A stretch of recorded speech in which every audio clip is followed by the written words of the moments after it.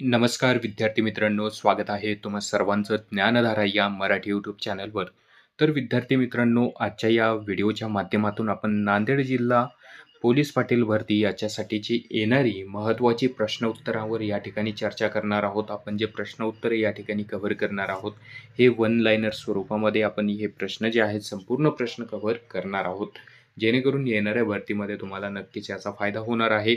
सोबतच जेवढे काही व्हिडिओमध्ये आपण प्रश्न घेणार आहोत त्याचा PDF तुम्हाला टेलिग्राम चॅनलला अगदी मोफत डाउनलोड करायला मिळणार आहे. लिंक तुम्हाला डिस्क्रिप्शन बॉक्समध्ये दिलेली आहे. त्या ठिकाणी जाऊन तुम्ही PDF डाउनलोड करून घेऊ शकता. तर मित्रांनो, आजच्या या व्हिडिओमध्ये एकूण 30 प्रश्न आपण बघणार आहोत. महत्त्वाचे प्रश्न आहेत. नांदेड जिल्हा विशेष प्रश्न आपण या व्हिडिओमध्ये कव्हर केलेले आहेत. सुरुवात करूयात आपण या आजच्या व्हिडिओला. पहिला प्रश्न आहे आपला या ठिकाणी, नांदेड हे शहर राज्याच्या कोणत्या विभागामध्ये येते? तर योग्य उत्तर आहे बघा, मराठवाडा विभागामध्ये येत असलेला आपल्याला पाहायला मिळतो. प्रश्न क्रमांक दुसरा आहे, नांदेड हे नाव कोणत्या किल्ल्याच्या नावावरून या ठिकाणी पडलेले आहे? तर योग्य उत्तर आहे नंदीग्राम या किल्ल्याच्या नावावरून नांदेड शहराचं नाव या ठिकाणी नांदेड पडलेलं आपल्याला पाहायला मिळतं. पुढे नंदीग्राम नावाचा अपभ्रंश होऊन हे नांदेड नाव आपल्याला पडलेलं पाहायला मिळतं. त्यानंतर विद्यार्थी मित्रांनो, प्रश्न क्रमांक तिसरा आहे, नांदेड येथे शिखांचे कितवे गुरु गोविंद सिंग यांची समाधी आहे? योग्य उत्तर आहे बघा, गुरु गोविंद सिंग हे शिखांचे 10वे गुरु होते, ज्यांची समाधी नांदेड या ठिकाणी असलेलं पाहायला मिळतं. त्या ठिकाणी गुरुद्वारा पण असलेला आपल्याला पाहायला मिळतं, जो की अत्यंत प्रसिद्ध आहे. त्यानंतर प्रश्न क्रमांक चौथा असणार आहे आपला, गुरु गोविंद सिंग यांची समाधीस्थळी बांधलेला गुरुद्वारा याचे नाव काय आहे? योग्य उत्तर आहे तख्त सचखंड श्री हुजूर अबचल नगर साहिब असं या गुरुद्वाराचं नाव असलेलं आपल्याला या ठिकाणी पाहायला मिळतं. योग्य उत्तर आहे आपलं तख्त सचखंड श्री हुजूर अबचल नगर साहिब. त्यानंतर प्रश्न पाचवा आहे, मराठी कवी रघुनाथ पंडित आणि वामन पंडित यांचे जन्मस्थान कोणते आहे? तर योग्य उत्तर आहे बघा, नांदेड हे मराठी कवी रघुनाथ पंडित आणि वामन पंडित यांचं जन्मस्थान असलेलं आपल्याला पाहायला मिळू शकतं. तुम्हाला याच्यावर प्रश्न नक्की परीक्षेमध्ये विचारला जाऊ शकतो. नांदेड जिल्ह्यातील प्रसिद्ध कवी कोणते आहेत? प्रसिद्ध मराठी कवी कोणते आहेत? तर रघुनाथ पंडित आणि वामन पंडित हे नांदेड या शहरातील या जिल्ह्यातील प्रसिद्ध मराठी कवी असलेलं आपल्याला पाहायला मिळतं. त्यामुळे IMP मध्ये ठेवला हा प्रश्न तरी पण या ठिकाणी चालणार आहे मित्रांनो. हा प्रश्न विचारण्याचे चान्सेस बऱ्यापैकी आहेत. प्रश्न पुढचा आहे, नांदेड हे शहर कोणत्या नदीकाठी वसलेले आहे? तर योग्य उत्तर आहे गोदावरी या नदीकाठी नांदेड शहर वसलेलं आपल्याला पाहायला मिळतो. मग गोदावरी नदीची एकूण महाराष्ट्रातील लांबी किती आहे? गोदावरी नदीचा उगम कुठे होतो? ह्या सर्व बाबी आपल्याला बघणं महत्त्वाचं आहे. गोदावरी नदीचा उगम या ठिकाणी नाशिक जिल्ह्यातील त्र्यंबकेश्वर या ठिकाणी होतो, ब्रह्मगिरी पर्वतामध्ये. तर ह्याच्यावर प्रश्न तुम्हाला विचारण्याचे जास्त चान्सेस आपल्याला असलेले पाहायला मिळतात. आणखीन आपण याची सिरीज आजपासून नांदेड पोलीस पाटीलची या ठिकाणी सिरीज आजपासून चालू केलेली आहे. वन लाईनर प्रश्नोत्तरे आपण यामध्ये कव्हर करणार आहोत, ज्याच्यामध्ये तुमचं मराठी विषय असेल, त्यानंतर GK विषय असेल, GS विषय असेल, तर या तीनही विषयाची तयारी अगदी मोफत या ठिकाणी आपण करून घेणार आहोत. वन लाईनर स्वरूपामध्ये प्रश्नोत्तरे आपण घेणार आहोत, ज्याचं PDF तुम्हाला अगदी फ्रीमध्ये आपण टेलिग्राम चॅनलला पण उपलब्ध करून देणार आहोत, ज्याचं तुम्ही प्रिंट काढून तुमच्या नोट्समध्ये ॲड करून त्याचा अभ्यास करू शकता. प्रश्न पुढचा बघणार आहोत. प्रश्न क्रमांक 7 आहे, आशिया खंडातील सर्वात मोठा उपसा सिंचन प्रकल्प कुठे आहे किंवा कोणता आहे? तर योग्य उत्तर आहे नांदेड या ठिकाणी जो उपसा सिंचन प्रकल्प आहे तो आशिया खंडातील सर्वात मोठा उपसा सिंचन प्रकल्प असलेला आपल्याला पाहायला मिळतं, ज्याचं नाव आहे विष्णुपुरी प्रकल्प, जो गोदावरी नदीवर आहे. गोदावरी नदीवर असलेला नांदेड जिल्ह्यातील सर्वात मोठा प्रकल्प कोणता? तर विष्णुपुरी प्रकल्प म्हणून याच्याकडे आपण पाहू शकतो. प्रश्न क्रमांक 8 असणार आहे, महाराष्ट्रामध्ये नांदेड जिल्ह्याचा समावेश कधी झाला? तर योग्य उत्तर आहे 1956ला महाराष्ट्रामध्ये या ठिकाणी नांदेड जिल्ह्याचा समावेश झालेला आपल्याला पाहायला मिळतो. हा प्रश्न मोस्ट इम्पॉर्टंट आहे. IMP मध्ये ठेवा, विचारला जाण्याचे जास्त चान्सेस आहेत. विद्यार्थी मित्रांनो, जे प्रश्न तुम्हाला मी IMP ठेवायला सांगत आहे ते प्रश्न तुम्हाला परीक्षेमध्ये विचारले जाऊ शकतात. एखादी तुमचं वही पेन घ्या, त्यामध्ये नोट करून ठेवा साईडला किंवा PDF डाउनलोड करून त्याचा अभ्यास तुम्ही करू शकता. प्रश्न पुढचा बघणार आहोत. प्रश्न क्रमांक 9 आहे आपला, महाराष्ट्रामध्ये नांदेड जिल्ह्याचा समावेश झाला तेव्हा अस्तित्वात असणारे तालुके कोणते? बघा, 1956ला ज्यावेळेस नांदेड जिल्ह्यामध्ये या ठिकाणी नांदेड जिल्ह्याचा महाराष्ट्रामध्ये समावेश झाला, तर त्यावेळेस नांदेड जिल्ह्यामध्ये कोणत्या कोणत्या तालुक्यांचा समावेश होता किंवा कोणते तालुके या ठिकाणी 1956ला अस्तित्वात होते याच्याबद्दलचा प्रश्न आहे. तर योग्य उत्तर आहे कंधार, हदगाव, बिलोली, देगलूर आणि मुधोळ या तालुक्यांचा समावेश या ठिकाणी 1956लाच नांदेड जिल्ह्यामध्ये असलेला पाहायला मिळतो. नांदेड जिल्हा ज्यावेळेस महाराष्ट्रामध्ये या ठिकाणी सामील झाला त्यावेळेस हे तालुक्यांचा पण समावेश या ठिकाणी महाराष्ट्रामध्ये झालेला आपल्याला पाहायला मिळतं. प्रश्न 10वा आहे आपला. 1991 पर्यंत नांदेड जिल्ह्यात किती तालुके होते? तर योग्य उत्तर आहे एकूण 8 तालुके 1991 पर्यंत या ठिकाणी नांदेड जिल्ह्यामध्ये असलेले आपल्याला पाहायला मिळतात. प्रश्न क्रमांक पुढचा आहे. सध्या नांदेड जिल्ह्यात नांदेडसह किती तालुके आहेत? ते योग्य उत्तर आहे एकूण 16 तालुक्यांचा समावेश नांदेड जिल्ह्यामध्ये होत असलेला आपल्याला पाहायला मिळतो. नांदेडसह म्हणतोय, नांदेड सोडलं तर एकूण 15 या ठिकाणी तालुके नांदेड जिल्ह्यामध्ये असलेलं पाहायला मिळतंय. नांदेडसह एकूण 16 तालुके या ठिकाणी नांदेडमध्ये असलेले पाहायला मिळतात. पुढचा प्रश्न आहे. सध्या नांदेड जिल्ह्यामध्ये नांदेडसह 16 तालुके कोणती आहेत? कोणती 16 तालुके आहेत याच्याबद्दलचा प्रश्न आहे. ते बघा, मुखेड, मुदतखेड, लोहा, नायगाव, बिलोली, देगलूर, धर्माबाद, कंधार, हिमायतनगर, हदगाव, माहूर, किनवट, भोकर, उमरी, अर्धापूर आणि नांदेड अशा एकूण 16 तालुक्यांचा समावेश नांदेड जिल्ह्यामध्ये होत असलेला आपल्याला पाहायला मिळतं. IMP मध्ये ठेवायचे मित्रांनो, तुम्हाला हे तालुके पाठच करून जायचे कोणते कोणते तालुके नांदेड जिल्ह्यामध्ये आहेत. प्रश्न पुढचा आहे. नांदेड जिल्ह्यातील प्रस्तावित तालुके कोणती आहेत? बघा, नांदेड जिल्ह्यामध्ये एकूण आतापर्यंत 16 तालुके आहेत. त्याच्यानंतर आणखीन 4 तालुके जी आहेत ती प्रस्तावित आहेत.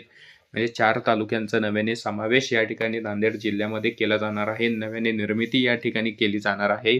तर ती कोणती आहेत? तर तामसा, मुक्रमाबाद, दक्षिण व उत्तर नांदेड विभाजन आणि मांडवी हे 4 तालुके या ठिकाणी नांदेडमध्ये नव्याने निर्माण केली जाणार आहेत. आता प्रस्तावित आहेत. अजूनपर्यंत याचा कुठलाही ऑफिशियल नोटिफिकेशन असेल या ठिकाणी आलेलं नाही. सध्या नांदेडमध्ये जरी प्रश्न आला तुम्हाला किती तालुक्यांचा समावेश आहे, तर योग्य उत्तर हे 16 तालुकेच असणार आहे आपलं. ठीक आहे. प्रस्तावित तालुके कोणते अशा पद्धतीचा प्रश्न आला तर तुम्हाला हे उत्तर देता येईल.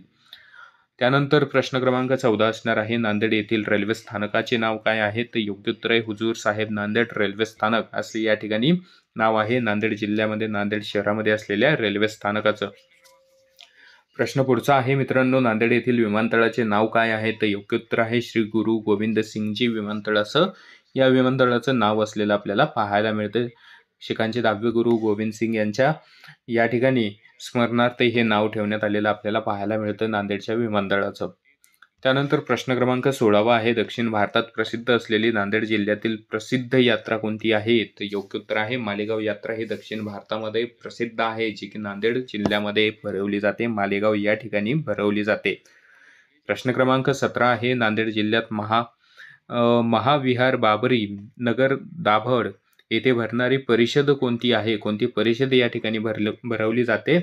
तर बघा, योग्य उत्तर आहे महाधम्म परिषद या ठिकाणी बाबरी नगर दाभड या ठिकाणी भरवली जाते नांदेड जिल्ह्यामध्ये. योग्य उत्तर आहे महाधम्म परिषद. त्यानंतर प्रश्न 18 आहे मित्रांनो. नांदेड जिल्ह्यातील भगवान बालाजी दसरा यात्रा कुठे भरते? तर योग्य उत्तर आहे नांदेड या ठिकाणीच भरते. प्रश्न क्रमांक 19 आहे. नांदेड जिल्ह्यातील हाजी साया उरूस कोणत्या ठिकाणी भरला जातो? तर योग्य उत्तर आहे कंधार या ठिकाणी हाजी साया उरूस या ठिकाणी भरवला जातो. प्रश्न 20 आहे आपला. नांदेड जिल्ह्यातील नारळी पौर्णिमा निमित्त भरणारी परिक्रमा यात्रा तसेच नवरात्र महोत्सव कुठे भरतो? तर योग्य उत्तर आहे माहूर या ठिकाणी नवरात्र महोत्सव भरतो. बघा, या माहूर या ठिकाणी महाराष्ट्रातील 3.5 शक्तिपीठांपैकी एक असणारं रेणुका माता मंदिर या ठिकाणी असलेलं आपल्याला पाहायला मिळतं. रेणुका मातेचं मंदिर माहूर या ठिकाणी असलेलं पाहायला मिळतं. माहूर गडावर या ठिकाणी असलेलं पाहायला मिळतं. महत्त्वाचं आहे, 3.5 या ठिकाणी शक्तिपीठे आहेत, त्याच्यापैकी एक रेणुका मातेचं मंदिर या ठिकाणी एक शक्तिपीठ माहूर या ठिकाणी असलेलं नांदेड जिल्ह्यामध्ये असलेलं पाहायला मिळतं. अशा पद्धतीचा प्रश्न येऊ शकतो परीक्षेमध्ये. 3.5 या ठिकाणी शक्तिपीठापैकी माहूर या ठिकाणी किंवा नांदेड या जिल्ह्यामध्ये कोणते शक्तिपीठ आहे? तर माहूर या ठिकाणी रेणुका मातेचे मंदिर हे शक्तिपीठ या ठिकाणी असलेलं आपल्याला पाहायला मिळतं.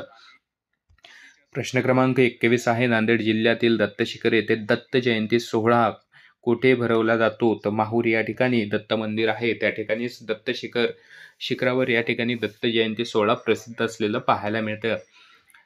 प्रश्न पुढचा आहे, सोनखेड येथील जगद्गुरू संत तुकाराम महाराजांच्या जयंतीनिमित्त साजरा होणारा उत्सव कोणता आहे? तर बीजोत्सव या ठिकाणी सोनखेड या ठिकाणी साजरा केला जातो संत तुकाराम महाराजांच्या जयंतीनिमित्त. त्यानंतर बघा प्रश्न क्रमांक 23 असणार आहे, नांदेड जिल्ह्यातील शासकीय वैद्यकीय महाविद्यालय कोठे स्थित आहे? तर विष्णुपुरी या ठिकाणी नांदेड जिल्ह्याचं शासकीय वैद्यकीय महाविद्यालय असलेलं पाहायला मिळतं. नेमकंच या ठिकाणी GMCची परीक्षा झालेली आहे. GMC भरती या विद्यालयाची झालेली आहे. त्यानंतर बघा प्रश्न क्रमांक 24 आहे, नांदेड येथील शासकीय आयुर्वेदिक महाविद्यालय कोठे आहे? योग्य उत्तर आहे वजिराबाद या ठिकाणी नांदेड जिल्ह्यामध्ये शासकीय वैद्यकीय महाविद्यालय असलेलं आपल्याला पाहायला मिळतं. प्रश्न क्रमांक पुढचा आहे, नांदेड येथील शासकीय युनानी रसशाळा कोठे स्थित आहे? तर वाजेगाव या ठिकाणी शासकीय युनानी रसशाळा असलेलं आपल्याला पाहायला मिळतं नांदेड येथे. प्रश्न क्रमांक 26 आहे मित्रांनो, नांदेड जिल्ह्याचे एकूण क्षेत्रफळ किती आहे? तर योग्य उत्तर आहे 63.22 चौरस किलोमीटर एवढं नांदेड जिल्ह्याचं क्षेत्रफळ आहे. प्रश्न क्रमांक 27 आहे, 2011च्या जनगणनेनुसार एकूण नांदेड जिल्ह्याची लोकसंख्या किती आहे? तर 11च्या जनगणनेनुसार 5,50,439 एवढी या ठिकाणी नांदेडची लोकसंख्या असलेली आपल्याला पाहायला मिळते. त्यानंतर प्रश्न क्रमांक 28 आहे, नांदेडचे सध्याचे आयुक्त कोण आहेत? तर महेश कुमार डोईफोडे हे सध्या आयुक्त आहेत. त्याच्यामध्ये चेंजेस होऊ शकतात. आपण परत पुढच्या व्हिडिओमध्ये काही अपडेट असेल तर आपण या ठिकाणी कव्हर करू. कारण आयुक्त असेल, महापौर असेल, या गोष्टी कसं बदलत राहू शकतात. चेंजेस याच्यामध्ये होऊ शकतात वेळोवेळी. त्याच्यानंतर प्रश्न क्रमांक 29 आहे, स्वामी रामानंद तीर्थ मराठवाडा विद्यापीठ कुठे आहे? तर नांदेड या ठिकाणी आहे. कुठे आहे? विष्णुपुरी.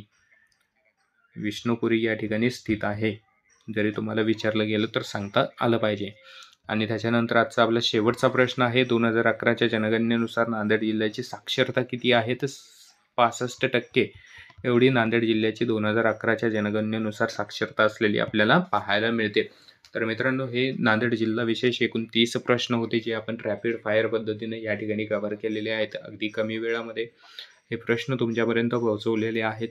अजून आपण याच्यावर GS GKचे या ठिकाणी व्हिडिओज बनवणार आहोत. प्रश्न उत्तरे त्या ठिकाणी आपण कव्हर करणार आहोत. त्यामुळे माहिती आवडली असेल तर लाईक करा, व्हिडिओला सोबत शेअर करा तुमच्या मित्रापर्यंत जो या भरतीची तयारी करतो, आणि सबस्क्राईब करून घ्या जेणेकरून पुढचा व्हिडिओ आल्याच्यानंतर त्याची नोटिफिकेशन तुम्हाला लगेचच मिळून जाईल. भेटूयात पुढच्या व्हिडिओमध्ये. तोपर्यंत सर्वांना धन्यवाद. जय हिंद, जय महाराष्ट्र.